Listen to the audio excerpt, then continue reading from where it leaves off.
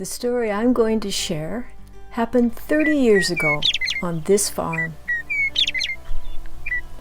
Now, one might expect to find various kinds of animals living on a farm, but the only kinds of animal life my husband Greg and I hoped to see on our farm was wildlife.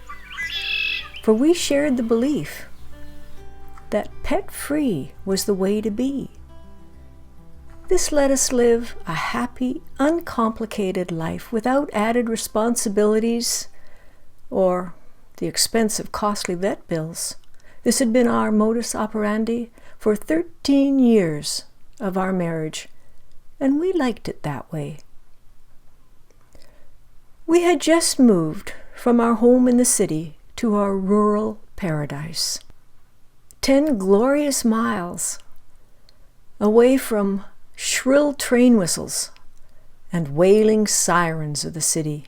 We looked forward to quiet time and gazing out over our own private valley in the hopes of seeing wildlife in their natural habitat.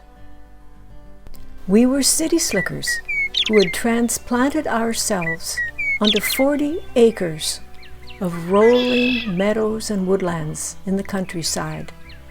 Back to the land, we said. No more traffic or noisy neighbors, we said. We got everything we asked for.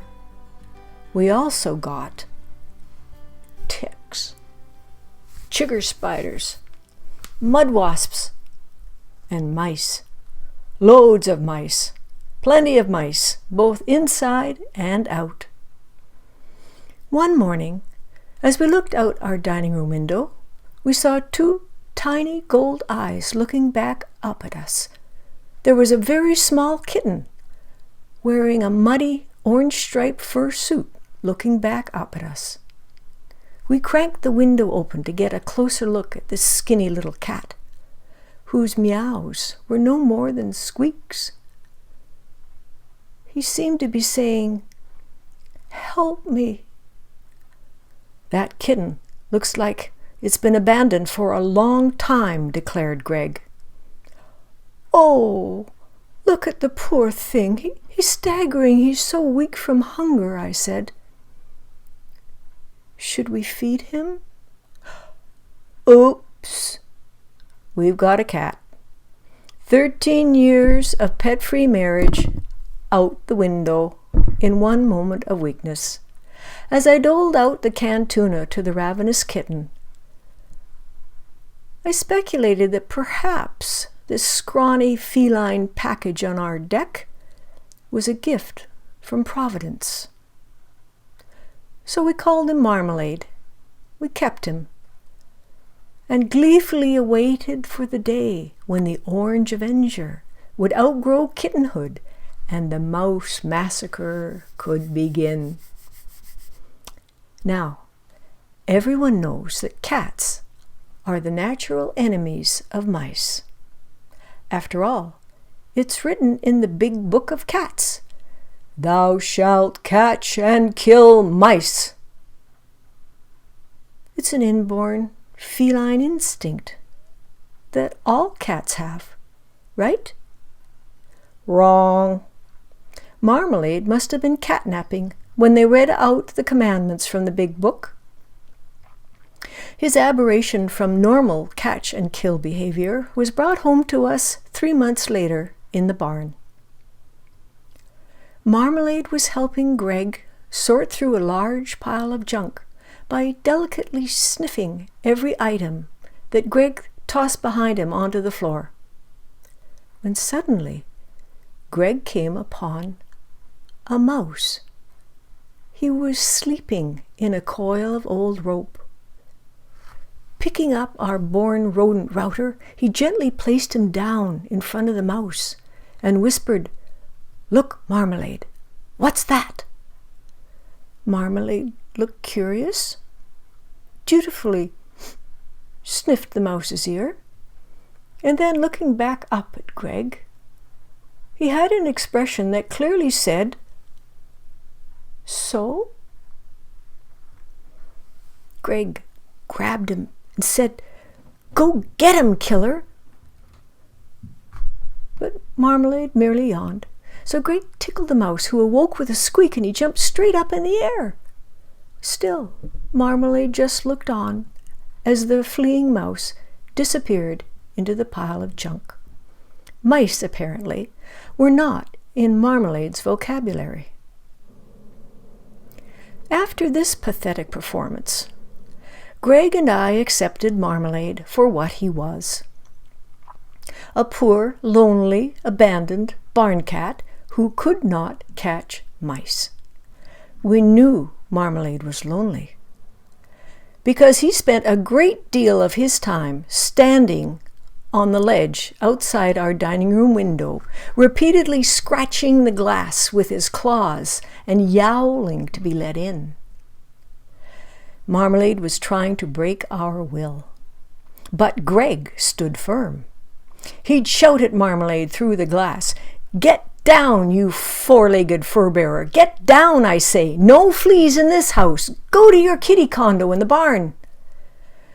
Until eventually, begrudgingly, Marmalade would sit down and glare at us through the glass, as if the two of us were the meanest, cruelest people on earth.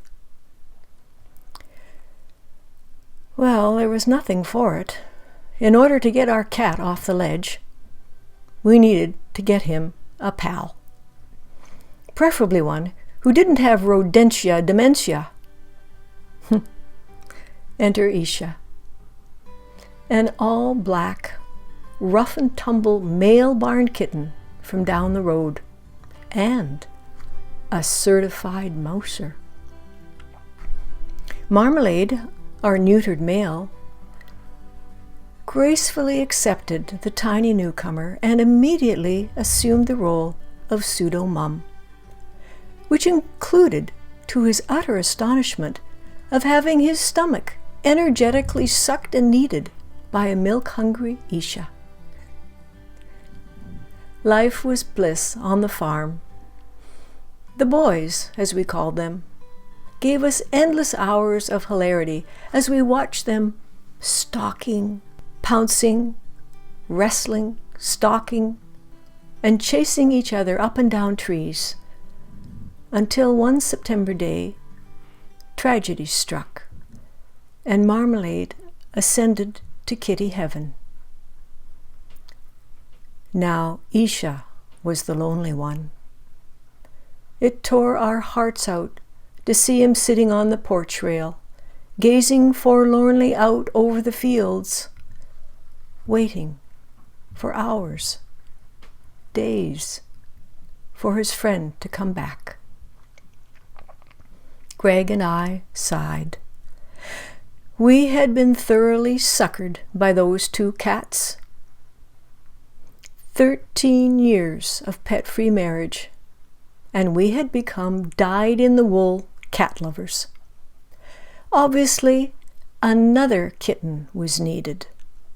And just in case Isha wasn't as maternal as Marmalade, we thought it best to get 2 kittens so they would never be lonely.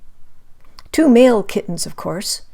We didn't want any unexpected litters sharing the luxurious, carpet-topped, multi-level, insulated pussy palace that Greg had built for them, which now stood outside our dining room window. Toby and Sammy, rescue kittens from our vet, made great playmates for Isha. Greg and I felt smug that we had perfectly solved the cat crises in our life. The 5 of us would now live happily ever after on our country estate. We 2-leggeds inside the house, while the 4-leggeds stayed outside where they belonged. Winter came early that year, and the boys desperately wanted to come in the house, especially when the temperatures dropped below freezing at night. They They had their kitty condo and could cuddle up, and it was insulated. But just as Marmalade had haunted the window ledge before them, now we had Isha, Toby, and Sammy staring us down from early morning until we went to bed at night. But we stood resolute in our firm policy of no pets in the house until we saw the coyote slowly stalking across our front yard in the middle of the day. He was gaunt. He had a rough coat and a hungry look in his eyes. Coyotes in our area had been known to hunt down and kill small dogs and cats if they could catch them. Greg and I looked at the coyote only about 20 feet away from us, then at our cats on the ledge, then at each other. We both knew it was time. We had to protect our boys from freezing temperatures and hungry predators. And that is how it came to be that we became doting parents, sharing our house, our couch, and even in weak moments, I will confess, the foot of our bed, with 3 adorable, affectionate, playful cats, from pet-free to pet-full in just a few months, and so much happier because of it. And so ends my story of one of the most treasured times of my life. Thanks for listening. Stay happy.